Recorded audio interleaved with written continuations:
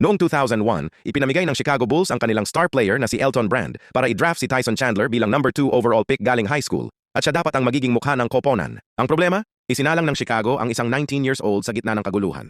Pero mas malala pa ito kaysa sa inaakala nyo. Ang unang head coach niya na si Tim Floyd ay napaalis 25 games pa lang sa kanyang rookie season at bawat sumunod na coach ay nagbigay ng magkakaibang turo kung paano maglaro. Bukod doon, nalimitahan siya ng injury sa likod sa 35 games lang noong 2003-04 at pagkatapos ng 5 nakaka-frustrate na taon, sumuko na ang Bulls. Noong 2006, kinuha nila si Ben Wallace para palitan siya at dinala si Chandler sa New Orleans Hornets. Pero ang trade na iyon ang pinakamagandang nangyari sa kanya.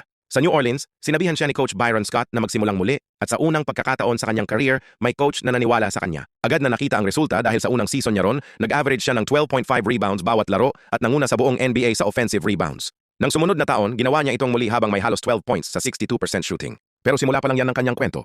Dahil noong 2011, sumali si Chandler sa Dallas Mavericks at tinulungan silang talunin ng Miami Heat ni LeBron para makuha ang unang championship ng koponan. Sa susunod na season kasama ang Knicks, nanalo siya bilang Defensive Player of the Year, napasama sa All-NBA team at nagtala ng league-leading na 67%.